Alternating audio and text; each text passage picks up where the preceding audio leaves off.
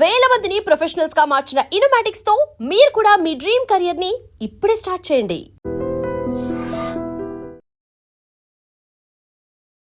తెలుగు ప్రజల ఆరాధ్య దైవం, ప్రాతస్మరణీయుడు శ్రీ నందమూరి తారక రామారావు గారి జీవితంలో మీది ఒక అభిన్నమైన అంగం. ఆయనతో కలిసి మీ లైఫ్ ట్రావెల్ చేసిన పద్ధతి అమోఘం. అవునండి.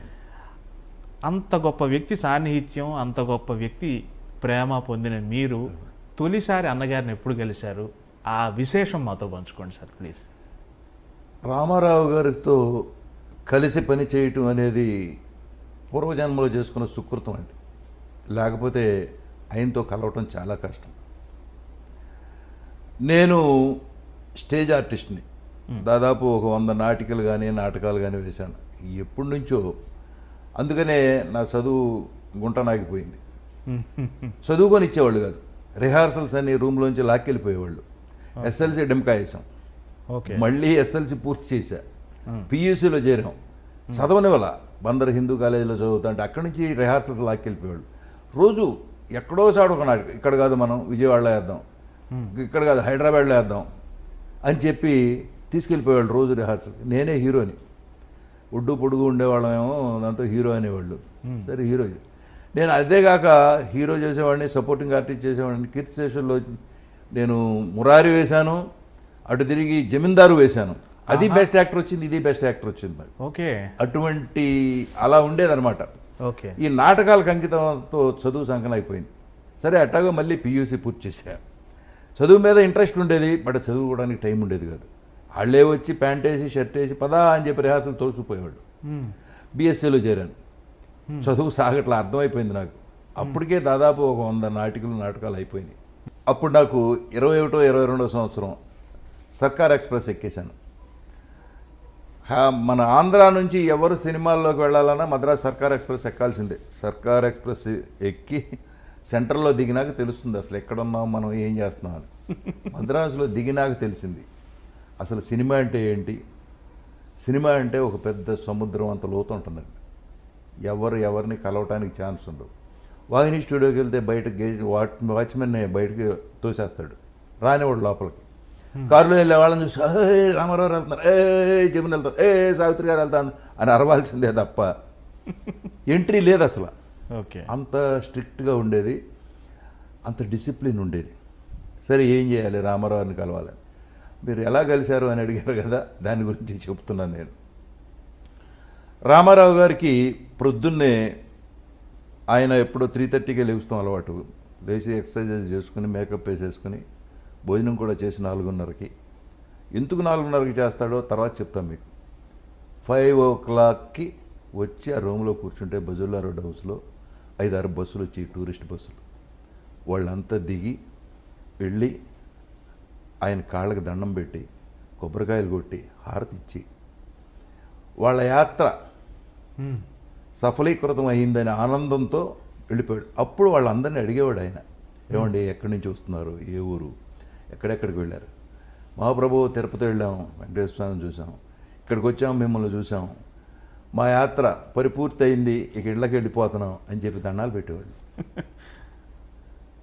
అది నాకు తెలిసింది, ఈయన ప్రొద్దున వెళితే కలవచ్చు, లేకపోతే కలవటానికి ఛాన్స్ లేదు. పెద్ద పహిల్వాన్లు ఉండేవాళ్ళు ఆయన ఇంటికి గైడ్పేట, లోపలికి రానిచ్చేవాళ్ళు కదా. సరే నేను వాళ్ళతో పాటు వెళ్ళా, టూరిస్టులతో పాటు వెళ్ళిపోయి చూశాను, దండం పెట్టాను. వస్తాం మేమని చెప్పి బయలుదేరి వెళ్ళిపోయారు. అందరూ వెళ్ళిపోయారు, నేను మాత్రం మిగిలా. చూశాడు ఆయన, ఎవరు నుంచున్నారు పిలవండి అంటే వెళ్ళాను నేను. ఏమయ్యా ఎవరు నువ్వు, ఏమిటంటే నేను ఇలా ఆర్టిస్ట్ని, సినిమాలో వేషాలు వేద్దామని వచ్చాను. అందుకని పెద్దగా నవ్వాడు ఆయన. సినిమాలో వేషం అంటే ఈజీ అనుకున్నావా, వచ్చేసావు, ఏం చేస్తున్నావు, ఇలా బీఎస్సీ డిస్కంటిన్యూ చేసి వచ్చాను. వెళ్ళి శుభ్రంగా చదువుకుని తర్వాత ఎప్పుడైనా కనపడన్నా. సరే నాకు చిన్న కళ్ళమ్మటి నీళ్లు తిరిగినాయి, బయటకు వచ్చేసి మళ్ళీ 4 రోజులు ఆగి మళ్ళీ వెళ్ళా. మళ్ళీ అయితే సేమ్ టూరిస్టులు, సేమ్ సీన్, హారతిగా ఇవ్వటం, కొబ్బరికాయలు కొట్టడం అవన్నీ చూసి అక్కడే మంచి. సరే అందరూ వెళ్ళిపోతున్నారు. వెళ్ళిపోయేటప్పుడు నా యాంక చూశాడు. ఏంటి ఆయనకి ఎంత మెమరీ అంటే, ఒకసారి చూశాడంటే అసలు మర్చిపోడు ఎవరిని. ఓకే. ఏమిటయా మళ్ళీ వచ్చావు, నేను వెళ్ళిపోమన్నాను కదా, చదువుకోమన్నాను కదా అన్నాడు. నేను అనుకోకుండా లేదన్నయ్య ఇక వచ్చేసాను, నేను మళ్ళీ వెనక్కి వెళ్ళటం అంటూ జరగదు, వెళ్ళలేను సినిమాలో యాక్ట్ చేయకుండా అనేదానికి నువ్వు ఎక్కడో మొండి వెళ్ళలాగా ఉన్నావే అని. అప్పుడు కథానాయకుడు సినిమా జరుగుతుంది. కథానాయకుడు అంటే ఇద్దరు చీఫ్ మినిస్టర్లు అయ్యారు తర్వాత, రామారావు జయలలిత గారు. అవును అవును. పెద్ద క్యాస్టింగ్, నాగభూషణం గారు, మిక్కిలేని అందరూ ఉండేవారు అందులో. హేమాంబరధరరావు అని ఆయన డైరెక్టర్, గోపాలకృష్ణ గారు అని ప్రొడ్యూసర్. మనవాడు ఏదో మొండివాళ్ళలాగా ఉన్నాడు, వేషం చూడండి అన్నాడు హేమాంబరధరరావు. ప్రమాణం అనేదానికి నాకు చాలా ఆనందం వేసింది. నువ్వు వచ్చి మా ఆఫీసులో కలవాయా అని చెప్పాడు ఆయన హేమాంబరధరరావు. అలాగేనని అలాగని వస్తానన్నయ్య అని చెప్పారు. సరే వెళ్ళాను వాళ్ళ ఆఫీస్కి వెళ్తే కూర్చోబెట్టారు, మంచి చెడు అంతా మాట్లాడారు. ఒక వేషం ఫిక్స్ చేశారు, అది ఎలక్షన్ ఆఫీసర్. అందులో ఉన్న డైలాగులన్నీ నాకే ఉన్నాయి. రామారావుని చైర్మన్ చేయటం, మళ్ళీ తర్వాత రామారావుని దింపేయటం, ఎంతమంది 14 మంది ఆర్టిస్టుల కాంబినేషన్లో నేను. మనకి స్టేజ్ ఎక్స్పీరియన్స్ ఉంది కాబట్టి ఆ పేజీ డైలాగులు గడగడగడమని చెప్పేశాను. శబాష్ అన్నాడు రామారావు. అమ్మ మనకి కాంప్లిమెంట్ వచ్చిందని మనసులో అనుకుని పైకి ఏమి తెలవనివ్వకుండా థ్యాంక్స్ అన్నయ్య అని చెప్పి వస్తే అన్ని సింగిల్ టేక్లే. అప్పుడు హేమాంబరరావు గోపాలకృష్ణ గారు కలిసి పనికొస్తాడు ఇతను అని చెప్పి విఎస్ఆర్ స్వామి అని కెమెరామెన్ ఉండేవాడు, బ్యూటిఫుల్ కెమెరామెన్. ఎక్స్ట్రా క్లోజ్ షాట్లు తీయించారు, సినిమాలో ఉంటాయి. ఎందుకంటే ఇతను హీరోగా పెట్టి సినిమా తీద్దామని ప్లాన్ వాళ్ళు. ఓకే. సరే నాకు చెప్పలేదు. సరే రెగ్యులర్గా వాళ్ళ ఆఫీస్కి వెళ్ళి వస్తూ ఉండేవాడిని. షూటింగ్ అయిపోయింది, చేసాము. రెమ్యూనరేషన్ కూడా 116 ఇచ్చారు.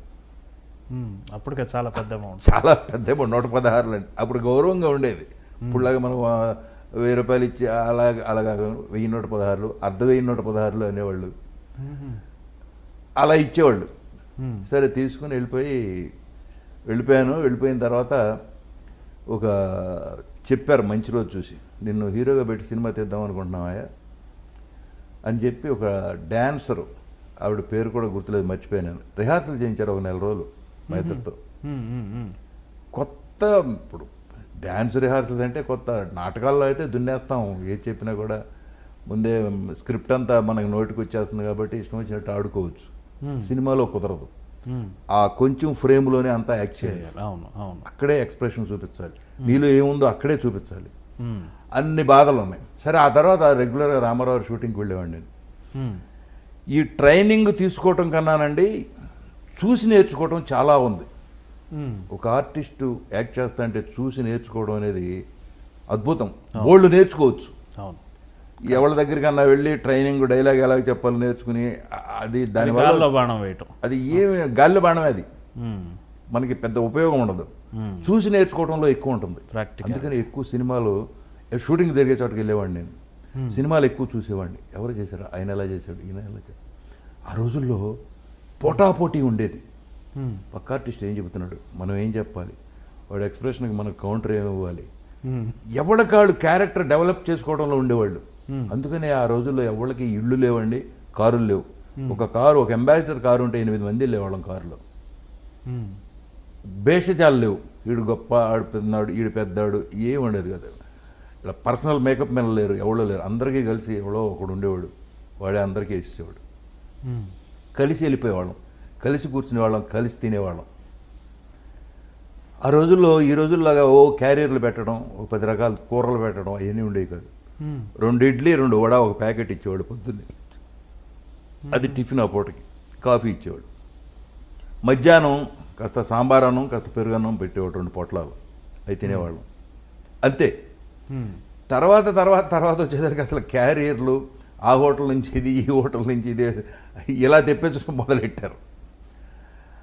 అలా ఉండమట్టి అంత డిసిప్లిన్గా సినిమాలు ఉండేవి, వేషాల మీద అంత ఇంట్రెస్ట్ ఉండేది. ఇప్పుడు మనం రామారావుని ఫస్ట్ ఎలా కలిసానని నేను చెప్పాను కదా, అక్కడి నుంచి ఇక కంటిన్యూ అయిపోయాను. ఆయన షూటింగ్ ఎక్కడుంటే అక్కడికి వెళ్ళిపోయేవాడిని. అక్కడ ఎవరు ఆపేవాళ్ళు కదా ఇక నన్ను.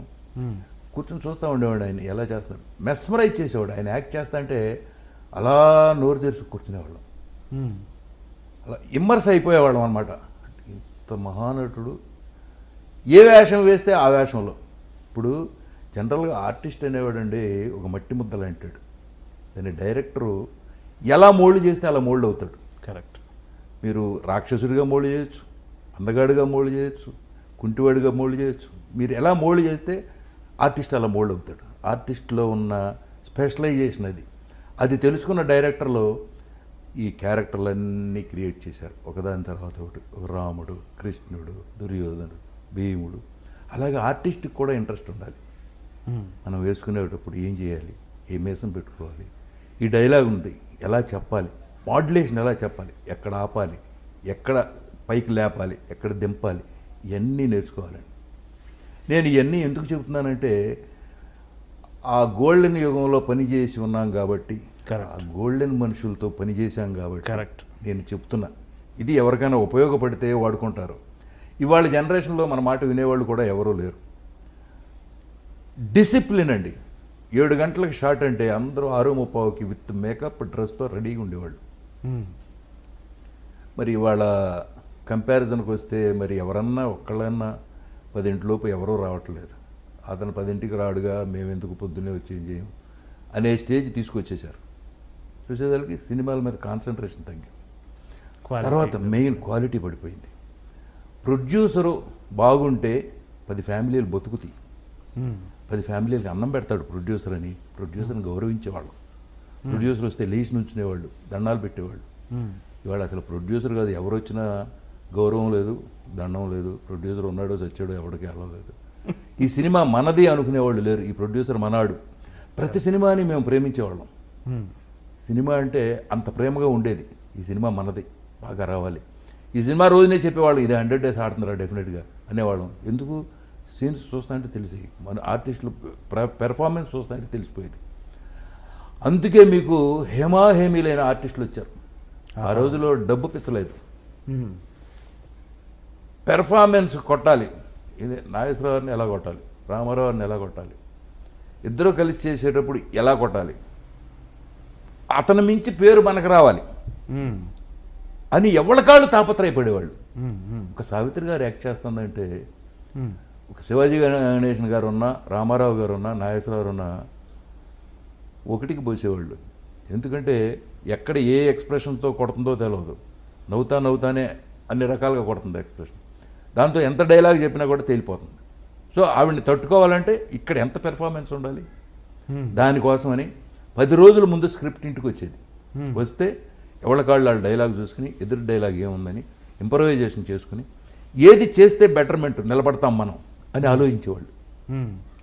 ఇవాళ అసలు సెట్లోకి వచ్చి సీన్ ఏంటి అని అడిగేవాడే లేడు. నేను చూస్తున్నాను ఇప్పటికీ కంపారిజన్లో సీన్ ఏంటండి అని అడిగేవాడు లేడు. అడిగినా కూడా చెప్పే డైరెక్టర్ లేడు.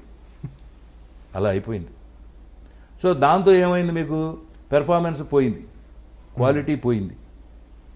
ఏం తీయాలి, ఏం చేయాలి, ఇతనికి తెలవదు, వాళ్ళకి తెలవదు. పైగా భాష రాని వాళ్ళు ఎక్కువ వచ్చారు. ఆ రోజుల్లో ఈ డబ్బింగులు కూడా లేవండి. ఓన్లీ డైరెక్ట్ మనం ఏం మాట్లాడుతున్నామో థియేటర్లో అదే ట్రాక్. అవుట్డోర్లో తీసింది మాత్రం డబ్బింగ్ చేసేవాళ్ళు. అవుట్డోర్ తర్వాత వచ్చింది. అసలు ముందు అవుట్డోర్ లేదు. ఓకే. పొలాలు ఉన్నా కూడా సెట్ వేసేవాళ్ళు వాహిని స్టూడియోలో. ఫారెస్ట్ ఉన్నా సెట్ వేసేవాళ్ళు. తర్వాత ఈ మెచ్చిల్ కెమెరాలు ఇవన్నీ రాలా, యారీ ఇవన్నీ రాలా, మిచ్చిల్ ఒకటే ఉండేది. ఆ మిచ్చిల్తో ఏంటంటే పెద్ద బండలాగా ఉండేది అది. మీరు ఏం మాట్లాడినా